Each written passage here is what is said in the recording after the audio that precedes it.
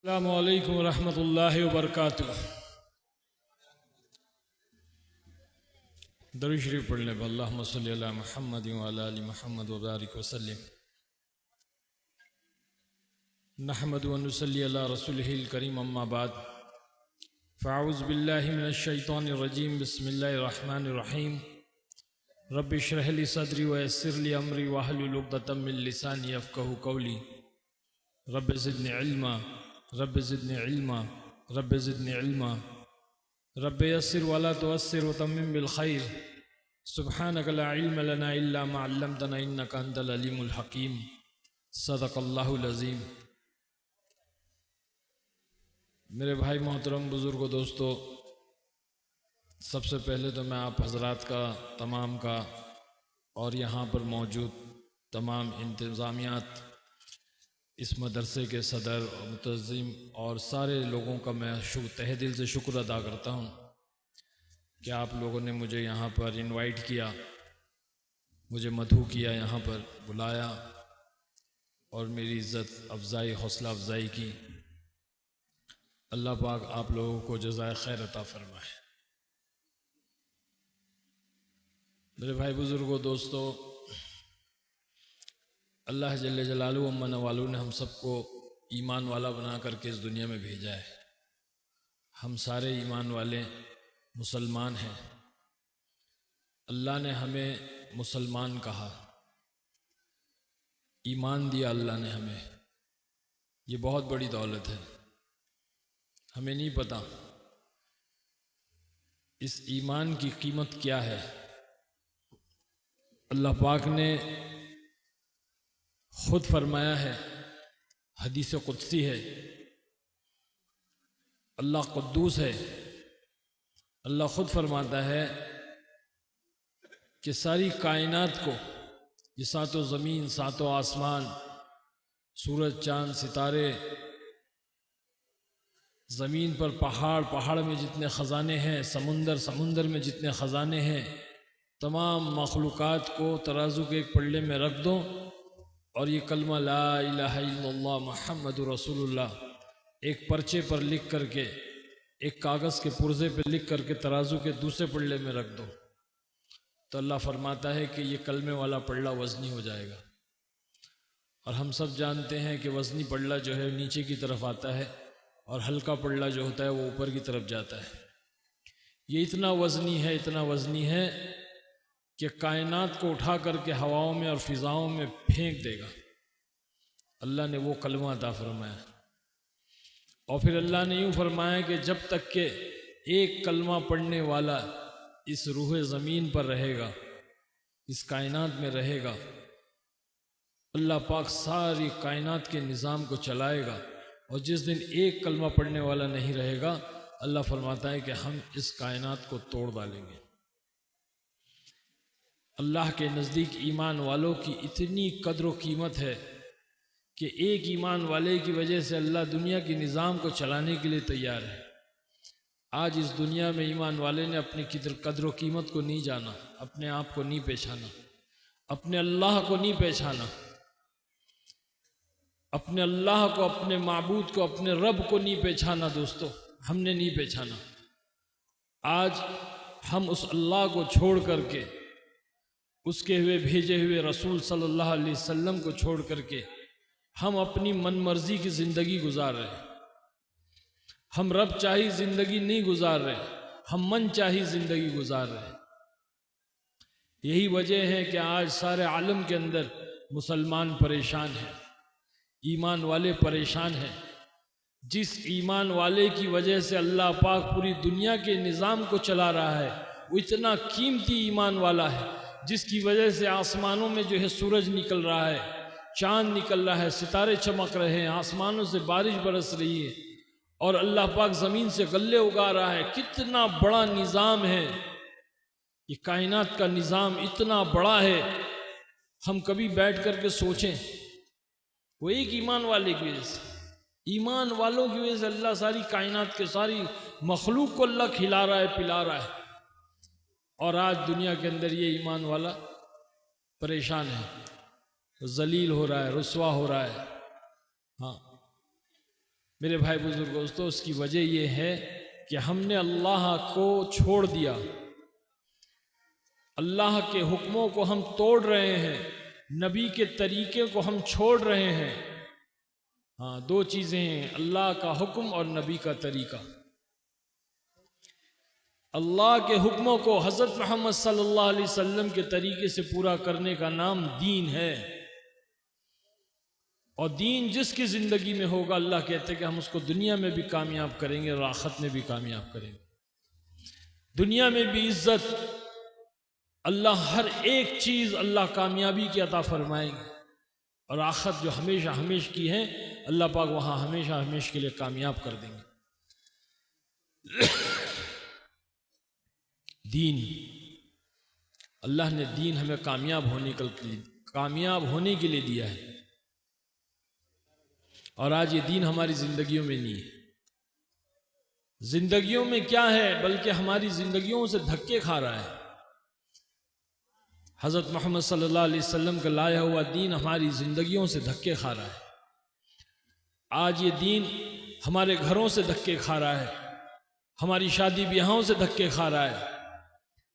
आज ये दीन हमारे कारोबार से धक्के खा रहा है, हमारी जिंदगी के हर शोबे में से ये दीन धक्के खा रहा है। आप लोगों का तो मुझे पता नहीं यहाँ क्या किस तरह से होता है, हम बॉम्बे में देखते हैं, क्योंकि मैं बॉम्बे का रहने वाला हूँ, मेरी पैदाइश बॉम्बे में हुई है, पला बड़ा बॉम्बे में।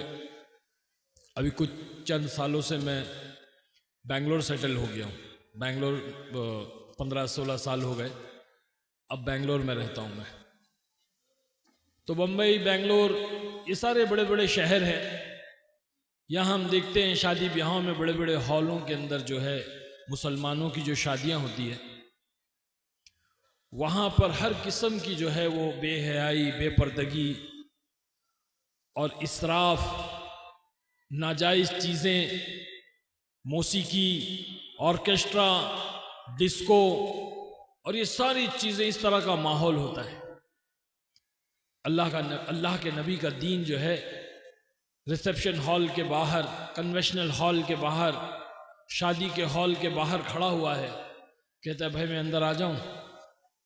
तो मुसलमान कहता है कि ना भाई ना, तू नहीं आ सकता, तू बाहर खड़ा रहे। यहाँ पर अगर तू अंदर आएगा तो ये तमाम चीज़ों को हमें ख़त्म करना पड़ेगा। ये बेहयाई, बेपर्दगी, ये नंगा नाच, ये ऑर्केस्ट्रा, ये मौसीकी, ये वीडियो शूटिंग और ये तमाम चीज़ें जिसको अल्लाह और उसके रसूल ने मना किया है, उसको रोकना पड़ेगा, उसको बंद करना पड़ेगा, इसलिए तू बाहर खड़ा रहे। आज हमारी शादी में बड़े बड़े लोग आए हुए हैं, मालदार लोग हैं, सेलिब्रिटीज़ हैं, पॉलिटिशियंस हैं, सबको खुश करना है, सबको खुश करना है, रिश्तेदारों को खुश करना है, दोस्तों को खुश करना है, तमाम मेहमानों को खुश करना है, चाहे अल्लाह नाराज हो जाए, हमें कोई परवाह नहीं। ये कौन कह रहा है? ये मुसलमान अपने अमाल से कह रहा है, अपनी हरकत से कह रहा है, अपने अमल से ये बतला रहा है कि सब खुश होना चाहिए, एक एक मेहमान खुश होकर के जाना चाहिए, चाहे अल्लाह और उसके रसूल नाराज हो जाए। तो दीन जो है शादी ब्याहों से धक्के खा रहा है। दीन कारोबार के बाहर खड़ा हुआ है, दुकान के बाहर खड़ा हुआ है, फैक्ट्री के बाहर खड़ा हुआ है। दीन कह रहा है अंदर आ जाऊं? मुसलमान कहता है ना भाई ना, तू अंदर मत आना, तू अंदर आएगा तो सच बोलना पड़ेगा, और सच बोलेंगे तो कारोबार कहां से होगा? तू अंदर आएगा तो सही तोलना पड़ेगा, सही नापना पड़ेगा, सही तोलेंगे और सही नापेंगे तो मुनाफा कहां से होगा?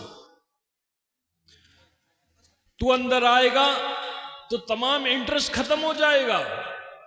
आज बैंक को हम में इंटरेस्ट है, हमको बैंक में इंटरेस्ट है, ये तमाम इंटरेस्ट खत्म हो जाएगा, ये तमाम ताल्लुक खत्म हो जाएगा, इसलिए तू बाहर खड़ा रहे। तो अल्लाह के नबी सल्लल्लाहु अलैहि वसल्लम का लाया हुआ दीन कारोबार के बाहर धक्के खा रहा है। इसी तरह से जिंदगी के हर शोबे में घरों के बाहर खड़ा हुआ, अंदर आ जाऊं? नहीं भाई, अंदर आएगा तो तमाम जो है मनचाही को छोड़ना पड़ेगा, सही वक्त पर उठना पड़ेगा, फजर में उठना पड़ेगा, सुबह सुबह, हाँ, सही वक्त पे सोना पड़ेगा। तमाम घर के अंदर शरीयत का हिसाब रखना पड़ेगा, हर एक चीज का पर्दे का एहतमाम करना पड़ेगा, काले पीले डब्बे सब निकालने होंगे, मनचाही को छोड़ना होगा। इसलिए भाई तू बाहर खड़ा रहे। तो दोस्तों बुजुर्गों, कहने का मतलब ये है कि आज अल्लाह का दीन, अल्लाह के रसूल सल्लल्लाहु अलैहि वसल्लम का लाया हुआ दीन हमारी ज़िंदगियों से धक्के खा रहा है। तो आज मुसलमान दुनिया में धक्के नहीं खाएगा, आज हम धक्के नहीं खाएंगे, आज हम परेशान नहीं होंगे, आज हमें इज्जत मिलेगी, आज हमें वो मकाम मिलेगा जो मकाम अल्लाह ने दिया है। वो मकाम हमने अपने अमाल की वजह से खो दिया। हाँ, जब तक हमारी जिंदगी में दीन नहीं आएगा हम उस मकाम पे, उस रुतबे पे, उस सुर्खरूही पर नहीं पहुंच सकते। आज हमारा हाल एक फुटबॉल का हो गया है। फुटबॉल, फुटबॉल जानते हैं आप लोग? अरे बोलो ना, खेला भी होगा आप लोग ने। हाँ, फुटबॉल को हर कोई लात मारता है, नहीं मारता है? हाँ, 11 खिलाड़ी यहाँ से, 11 खिलाड़ी यहाँ से, हर कोई, हर मुल्क, हर कंट्री वाला उस फुटबॉल को लात मारता है। यहाँ तक कि छोटे छोटे बच्चे जब मैदानों में खेलते हैं ना, वो भी लात मारते हैं। और वो बॉल उड़ करके जो है रास्ते पर आ जाए और कोई बूढ़े मियाँ जा रहे हैं तो बच्चे, ओ चचा जरा फुटबॉल दे दो ना, तो वो 80 साल के बूढ़े हैं, वो भी लात मारते हैं, हाथ से उठाकर नहीं देते, हर कोई लात मारता है। आप उस फुटबॉल को उठाओ और उससे पूछो कि भाई तेरा क्या गुनाह है, तेरी क्या खता है, तूने ऐसा क्या कर दिया कि हर कोई तुझे लात मारता है? तेरी क्या खता है, तेरा क्या जुर्म है, तूने ऐसा क्या कर दिया जो है हर कोई तुझे लात मारता है? अल्लाह पाक अगर उस फुटबॉल को गोयाई दे दे, जुबान दे दे, स्पीकिंग पावर दे दे, कहने की ताकत दे दे, तो फुटबॉल कहेगा मेरा सिर्फ इतना गुनाह है, मेरा सिर्फ इतना जुर्म है, मेरी सिर्फ इतनी खता है कि मैं अंदर से खाली हूं। मैं क्या हूं भाई? अरे बोलो ना, अंदर से खाली हूं। अगर मैं अंदर से भरा हुआ होता तो किसी माई के लाल में ताकत नहीं थी जो मुझे लात मारता। हाँ, फुटबॉल अंदर से जिस तरह से खाली है, उस तरह से ईमान वाला अंदर से खाली हो गया, ईमान और आमाल की लाइन से बिल्कुल कोरा हो गया, बिल्कुल खाली हो गया, जिसकी वजह से आज सारे आलम में, सारी दुनिया में जलील और रुस्वा हो रहा है। सारी दुनिया में जो है इसका हाल फुटबॉल का हो गया है, क्योंकि दीन निकल गया। जिस दीन के लिए अल्लाह ने ईमान वाले को, जिस दीन को बुलंद करने के लिए, जिस दीन को सारे आलम में फैलाने के लिए, सारी इंसानियत को दीन देने के लिए अल्लाह ने भेजा, आज मुसलमान खुद उससे खाली हो गया। आज ईमान और अमाल की लाइन से मुसलमान खाली।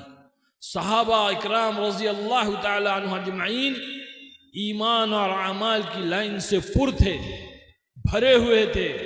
उनकी जिंदगियों के अंदर दीन इस तरह था, पूरी की पूरी तरह, पूरा का पूरा दीन उनकी जिंदगियों के अंदर भरा हुआ था। तो सहाबा इकराम रज़ी अल्लाह तआला अन्हुम अजमईन को अल्लाह ने रज़ा का परवाना दिया। रज़ी अल्लाह तआला अन्हु रज़ुअन, कुरान में अल्लाह ने कहा, सर्टिफिकेट दिया, मोहर लगाई कि तुम मुझसे राजी, मैं तुमसे राजी। आज अल्लाह हमसे नाराज है, आज अल्लाह हमसे रूठा हुआ है, आज अल्लाह हमसे गुस्सा है, लेकिन वो गफूरुर रहीम है, इसलिए आज हम इस सरजमीन के ऊपर मौजूद है। वरना हमारे आमाल, हमारी बदआमालियाँ, हमारे गुनाह, कहीं हमने कोई ऐसा काम नहीं छोड़ा कि जो हमारी हलाकत के लिए काफी है।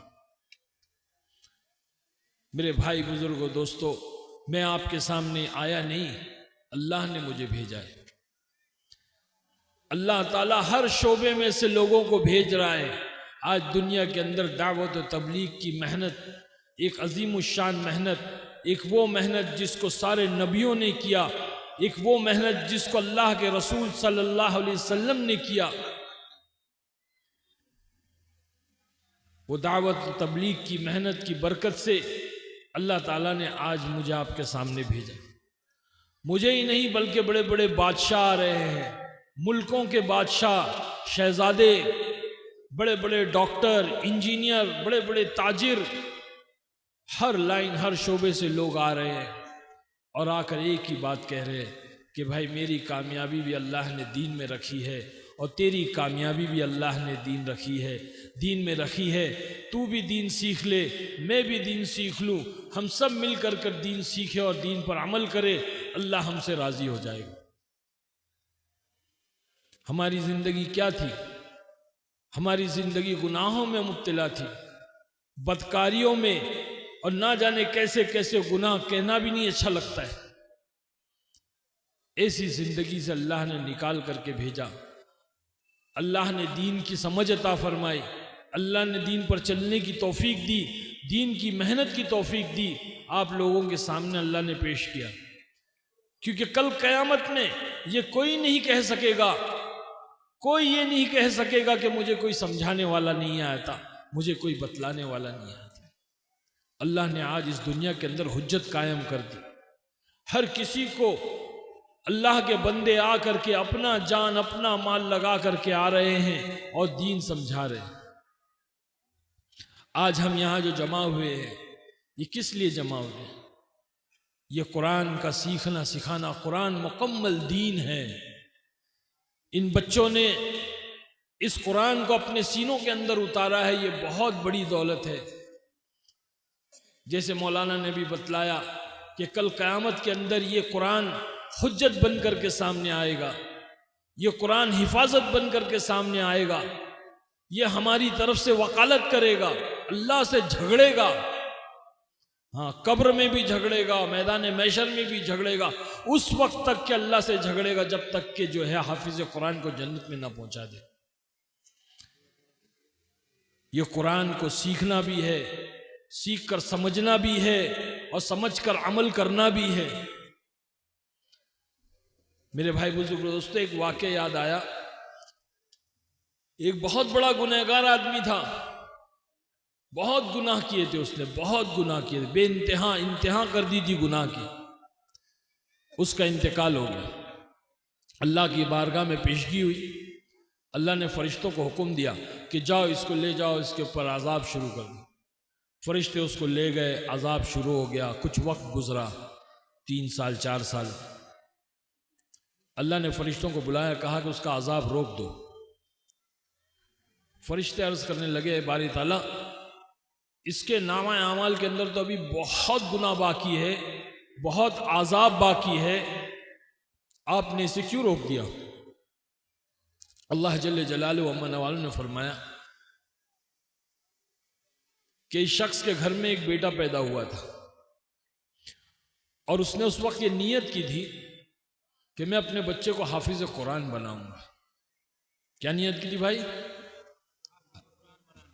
हाफिज कुरान बनाने की नीयत की किसने?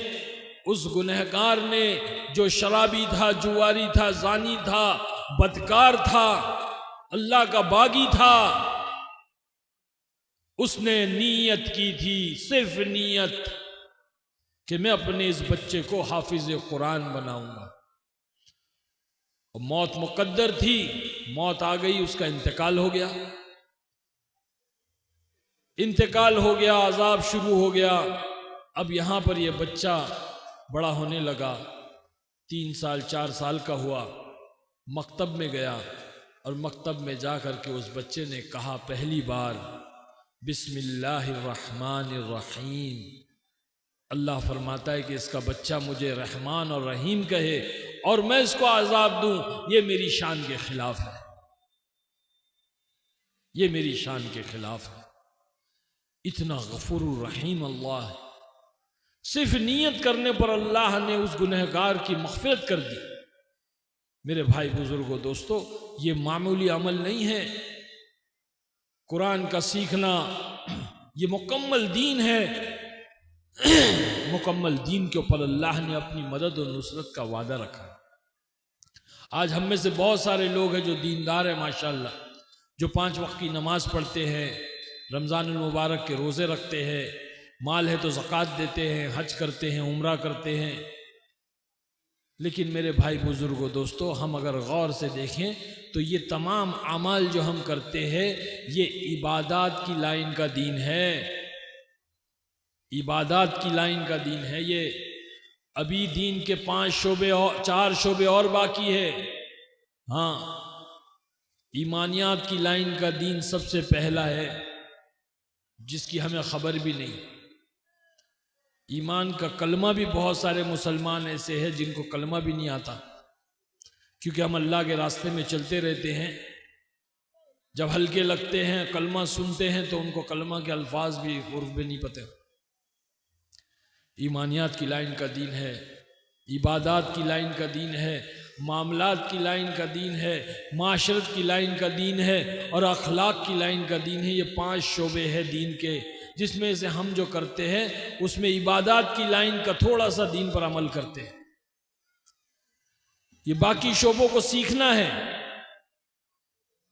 दीन सीखने के लिए कुर्बानी देनी होगी, अल्लाह की राह में निकलना होगा। अल्लाह की राह में निकलकर सबसे पहले अपने ईमान को बनाना होगा। ईमान वो ताकत है, अल्लाह ताला जैसे अल्लाह की ज़ात वराउल वरा है, अल्लाह कितना बड़ा है उसकी कोई इंतहा नहीं, कोई तसव्वुर नहीं कर सकता। ये कायनात अल्लाह की निगाह में एक मच्छर के पर के बराबर है। ईमान जैसे अल्लाह की ज़ात है वैसे ईमान है। बड़े बतलाते हैं कि एक ईमान वाला अपनी पैदाइश से लेकर मौत तक इस ईमान को बनाने की मेहनत करेगा, तब भी इसके कामिल और अकमल दर्जे तक नहीं पहुंच सकता। और ये बतलाते हैं कि इस ईमान के अंदर ठहराव नहीं है, जिसके पास जितना ईमान है उतना ही रहेगा, बल्कि ये जो है घटता भी है और बढ़ता भी है। मेहनत होती है तो बढ़ता है और मेहनत छूटती है तो घटता है। बढ़ता हुआ ईमान रहमान के करीब करता है और घटता हुआ ईमान शैतान के करीब करता है। हम पहले फिल्मी दुनिया में थे, आप हजरात को पता होगा, बहुत सारी फिल्में आपने देखी भी होगी। 14-15 फिल्मों में काम किया मैंने, टीवी सीरियल्स में काम किए हैं। 90s के दौर में मैंने जो है 8-10 साल जो है इस फिल्मी दुनिया के अंदर मैं रहा। तो वो माहौल और वो बुराई का माहौल, बेदीनी का माहौल, अल्लाह की नाराज़गी वाला माहौल, वहाँ तो ईमान का कोई तस्करा भी नहीं था। हमको तो पता भी नहीं था कि ईमान किस चिड़िया का नाम है, ईमान का कलीमा क्या है।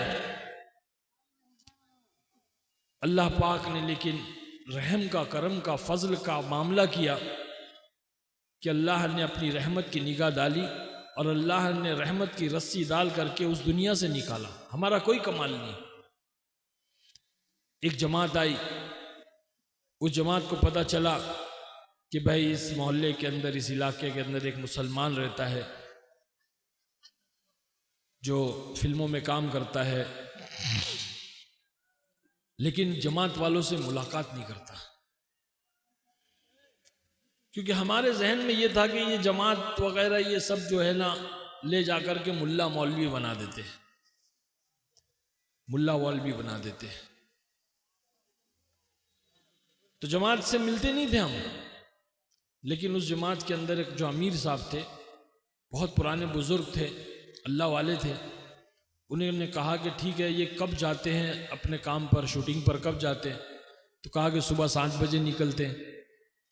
तो वो आ करके मेरी गाड़ी के पास ठहर गए, मेरी गाड़ी के पास रुक गए, मेरा इंतज़ार करने लगे। मैं जब वहाँ पहुँचा मैंने देखा कि एक सफ़ेद बुजुर्ग, सफ़ेद दाढ़ी, चेहरा मोहरा, लिबास, और थोड़ा मैला कुचैला हो जाता है अल्लाह के रास्ते में कपड़ा। तो मैंने सोचा कोई फ़कीर है। तो पैसा देने के लिए मैंने जैसे अपने जेब में हाथ डाला तो कहने लगे ना ना ना, सलाम किया, मैंने जवाब दिया। कहने लगे एक सवाल करना है। मैंने कहा पूछिए क्या है? कहने लगे कि मरना है कि नहीं मरना है? अरे तौबा, मैंने बोला इतना सुबह सुबह कौन आदमी है मरने की बात कर रहा है? सुबह सुबह कोई आदमी मरने की बात करे, मरना है कि नहीं मरना? बड़ा गुस्सा है। मैंने कहा पहले आपको मरना है, बाद में मुझे मरना है। तो मुस्कुराने लगे, कहा हाँ अच्छा ये बताओ, कब्र के अंदर गाड़ी जाएगी कि दाढ़ी जाएगी? क्या पूछे? कब्र में गाड़ी जाएगी कि दाढ़ी जाएगी? तो गुस्सा तो आया हुआ था। मैंने गुस्से में, आपका दिमाग खराब हो गया है, कब्र के अंदर गाड़ी कैसे जाएगी? कब्र के अंदर तो दाढ़ी जाएगी। तो कहने लगे हाँ, कब्र के अंदर गाड़ी नहीं जाएगी, कब्र के अंदर तो दाढ़ी जाएगी। तो गाड़ी वाली जिंदगी के पीछे वक्त क्यों ज़ाया करते हो? दाढ़ी वाली ज़िंदगी क्यों नहीं इख्तियार करते? दाढ़ी वाली ज़िंदगी तो जनाब रसूलुल्लाह सल्लल्लाहु अलैहि वसल्लम की ज़िंदगी। बस ये बात कही और वो बात दिल पे लगी, दिल से निकली हुई बात दिल पे लगी। कहते ना, दिल से निकले जो आह असर रखती है, पर नहीं ताकत परवाज मगर रखती है। अल्लाह वालों की बात थी, लग गई। वो कह करके सलाम करके चले गए। मैं सारा रास्ता सोचता रहा ये क्या? अल्लाह ताला को किसी को हिदायत देना है ना, तो अल्लाह ऐसे हिदायत देता है। हाँ, एक बहुत बड़े अल्लाह वाले गुजरे, इब्राहिम बिन अदहम। ये बहुत बड़े बादशाह थे, आदिल बादशाह थे। इब्राहिम बिन अदहम नाम था उनका। एक दफा अपने महल की वरांदे में जो है टहल रहे थे, गैलरी में वरांदे में टहल रहे थे। तो नीचे से फकीर ने पूछा, इब्राहिम तेरे सराय की क्या कीमत है? सराय मतलब लॉज, होटल। तो फकीर ने जब ये पूछा तो इब्राहिम बिन अदहम बादशाह है, बड़ा गुस्सा आया। कहने लगे, बेवकूफ, तुझे मेरा महल सराया नजर आता है? तुझे मेरा महल सराया नजर आता है? तो कहने लगे, हाँ सराया नहीं तो और क्या है। यहां तुझसे पहले कौन रहता था? तो कहले मेरे अब्बा। और उनसे पहले? बोले मेरे दादा। उनसे पहले? बोले मेरे दादा के अब्बा। तो बोले सराया नहीं तो और क्या है, एक आता है और एक जाता है। सराया नहीं तो क्या है, एक आता है और एक जाता है। तो दिमाग एकदम घूम गया, परेशान हो गया। अब परेशानी में जब अंदर गए तो गुलाम आया दौड़ते हुए और कहने लगा कि बादशाह सलामत, बादशाह सलामत, आपकी बांदी जो है आपके बिस्तर पे सो रही है। और गुस्सा आया कि बांदी की इतनी हिम्मत कि मेरे बिस्तर पे सो गई। तो अब गुस्सा तो था ही, अब गुस्सा निकालने के लिए कहा ला उसको। अब गुलाम बांदी को लेकर आया, पूछा क्या हुआ, मेरे बिस्तर पे क्यों सोई तू? बादशाह सलामत, मैं बिस्तर साफ कर रही थी, बिस्तर इतना नरम था, मैं ऐसे लेटी तो मुझे आंख लग गई। तो बादशाह, इसको सजा दो, इसको 10 कोड़े मारो। तो पहला कोड़ा मारे तो हंसने लगी, ही। दूसरा कोड़ा मारे फिर हंस रही, ही। तीसरा कोड़े मारे तो फिर हंस रही, ही। बादशाह को और गुस्सा आया, कहने लगा बेवकूफ बांदी क्यों हंसती है? तुझे कोड़ा मार रहे और तू हंसती है? तो कहने लगी बादशाह सलामत, मैं इसलिए हंस रही हूं कि 10 मिनट सोई तो 10 कोड़े लग रहे, जो जिंदगी भर सोता आया उसको कितने कोड़े लगेंगे? जो जिंदगी भर सोता आया उसको कितने कोड़े लगेंगे? और दिमाग खराब हो गया। अब गए अपने बेडरूम में, अब नींद नहीं आ रही है, परेशान है। एक तो फकीर ने ऐसा बोल दिया, फिर बांदी ने ऐसा बोल दी। अचानक से जो है छत के ऊपर से कुछ भागने दौड़ने की आवाज आई। तो पुकारा और कहने लगे कौन है? तो कहने लगा कि ऊंट वाला। बोले ऊंट वाला मेरी महल की छत पे क्या कर रहा है? बोले अपना ऊंट ढूंढ रहा हूं। बोले बेवकूफ, तेरा ऊंट मेरी छत पे क्यों ढूंढ रहा है? मेरा ऊंट गुम गया तो मैं आपकी छत पे ढूंढ रहा हूं। तो बोले बेवकूफ, तेरा ऊंट मेरी छत पे नहीं मिलेगा, जाके जंगल में, बियाबान में, सहरा में ढूंढ, वहां मिलेगा तेरा ऊंट। तो कहने लगा जिस तरह से मेरा ऊंट आपकी महल की छत पे नहीं मिलेगा ना, उसी तरह से अल्लाह भी महल में नहीं मिलेगा। बात समझ में आ गई कि अल्लाह की तरफ से इशारा है। बस अपना सारा जो है बादशाहत का चोला उतारा और झोली लिया और जो है चादर लपेट करके निकल गए जंगल में, वीरान बियाबान में। और बन गए अल्लाह वाले इब्राहिम बिन अदहम रहमतुल्लाह अलैह, बहुत बड़े अल्लाह वाले बने। अब यहाँ प्रजा, उनके उमरा वज़रा, उनके लोग सब ढूंढ रहे बादशाह कहाँ गए, कहाँ चले गए। ढूंढते ढूंढते महीनों गुजर गए, साल गुजर गए, बादशाह नहीं मिले। अचानक एक दिन जो है बादशाह एक नदी के किनारे बैठ करके अपनी गोदड़ी सी रहे थे। किसी ने देख करके पहचान लिया, बोले ये तो बादशाह है। जा करके कहा, लोगों को जमा किया, सबको बुलाया, लोग गए, जा करके कहने लगे बादशाह सलामत चलिए, आपका तख्त आपका इंतज़ार कर रहा है, आपकी हुकूमत आपका इंतज़ार कर रही है, आपके लोग आपका इंतज़ार कर रहे हैं, चलिए। कहने लगे ना मैं नहीं आऊँगा। बहुत इसरार किया, बहुत मनाया, तो बादशाह सलामत ने कहा अच्छा एक शर्त है मेरी। जो सुई से गोदड़ी सी रहे थे वो सुई को जो है उन्होंने पानी में फेंक दिया और कहने लगे जाओ ये सुई लेकर के आओ। अब लोग जो है अंदर उतरे, बड़े बड़े स्यूमर और बड़े बड़े जो है गोताखोर अंदर गए, सुई कहाँ मिलती, थक गए, वापस आए। बादशाह सलामत छोड़ दीजिए इस बात को, आप चलिए, हम आपके लिए बहुत सारी सुई ला देंगे। कहा कि ना। हुक्म दिया मछलियों को, ए पानी की मछलियों मुझे मेरी सुई ला करके दो। तो सारी मछलियां जो है अपने मुंह में सोने की सुई लेकर के आई, सोने की सुई। तो बादशाह सलामत ने कहा कि ना मुझे ये नहीं चाहिए, मुझे मेरी सुई चाहिए। तो एक मछली अंदर जाती है और उनकी सुई ला करके देती है। वो लेते और कहते हैं बताओ वो हुकूमत अच्छी है कि ये हुकूमत अच्छी है। लोग कहते हैं बादशाह सलामत ये हुकूमत अच्छी है। तो मेरे बुजुर्ग दोस्तों कहने का मतलब यह है कि ये बने अल्लाह वाले इब्राहिम बिन अदहम रहमतुल्लाह अलैह, जब अल्लाह किसी को हिदायत देना चाहता है और किसी को अल्लाह चुनना चाहता है तो अल्लाह इस तरह से इशारे देता है। तो मुझे भी इशारा मिला, उन्होंने कहा कि कब्र के अंदर गाड़ी जाएगी कि दाढ़ी जाएगी। मैंने कहा कब्र में गाड़ी कैसे जाएगी, कब्र में तो दाढ़ी जाएगी। कहने लगे हाँ कब्र में दाढ़ी जाएगी। तो गाड़ी वाली ज़िंदगी के लिए वक्त ज़ाया क्यों करते हो, दाढ़ी वाली ज़िंदगी क्यों नहीं अख्तियार करते। दाढ़ी वाली ज़िंदगी तो हज़रत मोहम्मद सल्लल्लाहु अलैहि वसल्लम की ज़िंदगी। तो ये चेहरा मोहरा लिबास ये दीन है, ये सुन्नत तरीका है अल्लाह के नबी सल्लल्लाहु अलैहि वसल्लम का स्टाइल करना, आपको अपना हीरो बनाना। असल हीरो हमारे नबी है। आज हम नौजवान यहाँ बैठे हुए, हम लोगों ने अपना हीरो अपना आइडियल बना लिया। अपने मुसलमान भाई जो आज इस शौहरत के मुकाम पे है, जिनको अल्लाह ने किसी मसलियत के तहत आज एक मुकाम दिया है, आज उनको देख करके हमने उनको अपना आइडियल बना लिया, अपना नमूना बना लिया। अरे हमने जिनको अपना नमूना बनाया है, हम ये भी तो देखें कि उनका नमूना कौन है।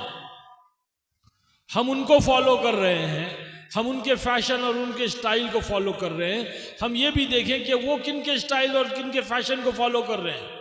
जब आप ये देखोगे तो पता चलेगा कि वो जिनको फॉलो कर रहे हैं वो यहूद और नसारा है, जो इस्लाम के दुश्मन है, अल्लाह के दुश्मन, अल्लाह के बागी, अल्लाह के नबी के दुश्मन है, मुसलमानों के दुश्मन है, जिनकी हमेशा ये कोशिश होती है कि इस्लाम को ख़त्म कर दिया जाए, मुसलमानों को ख़त्म कर दिया जाए।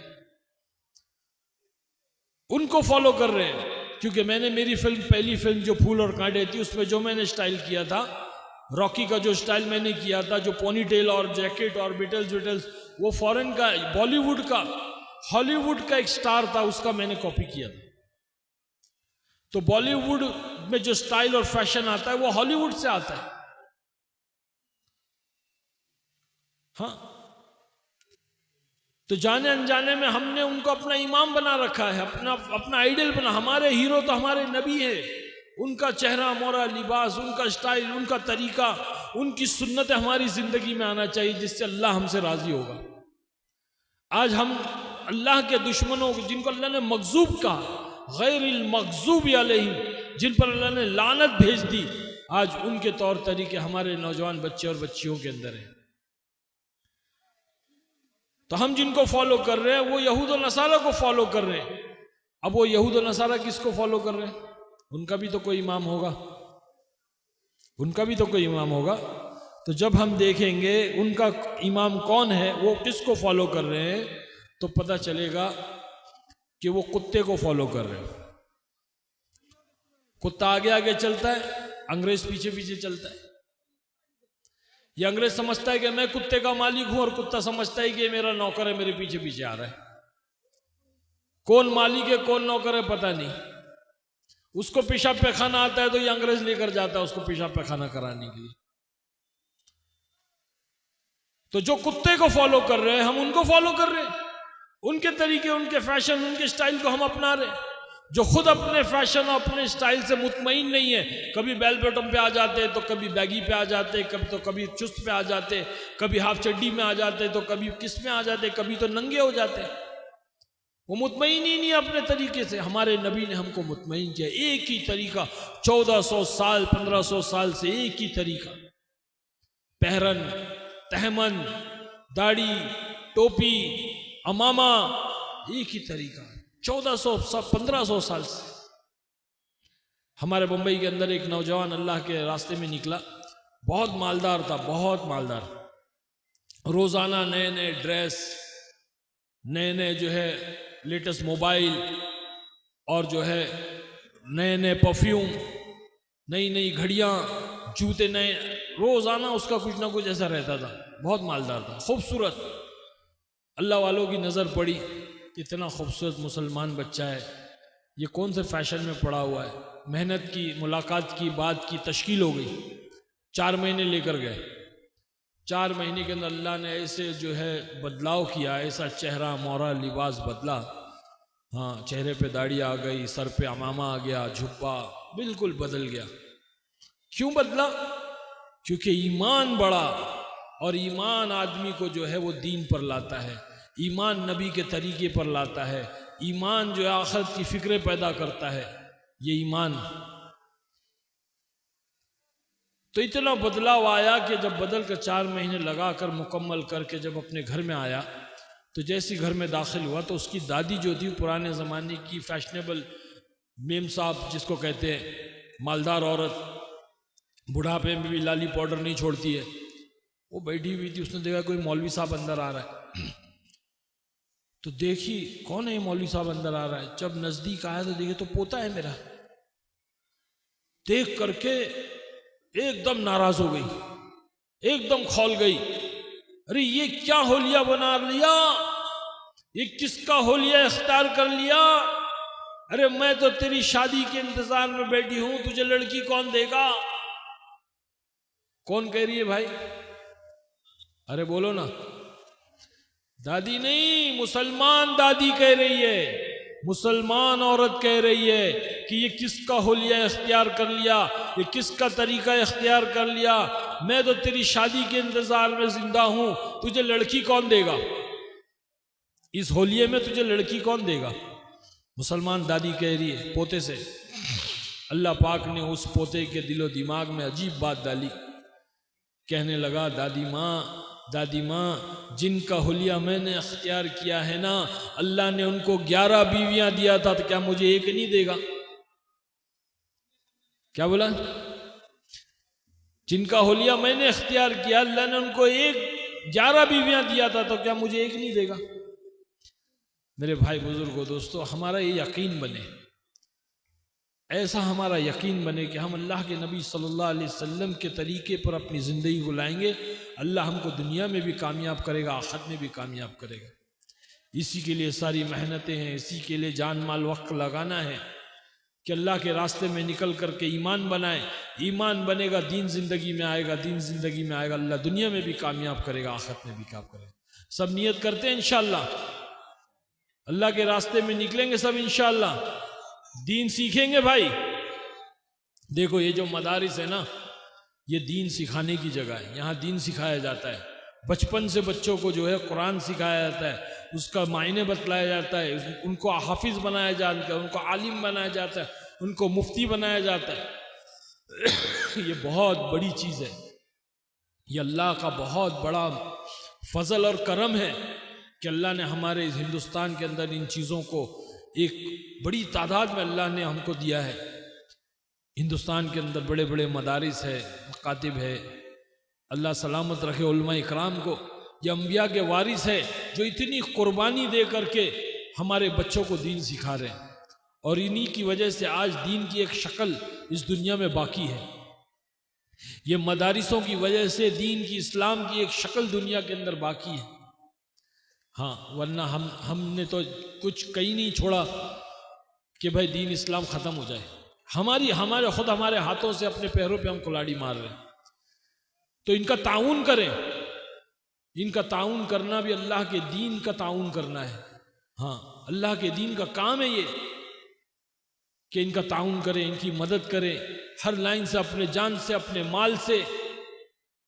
हमारे पास वक्त नहीं है, हम अपने कारोबार में, अपनी खेत में, अपनी तिजारतों में लगे हुए, हम क्या कर सकते?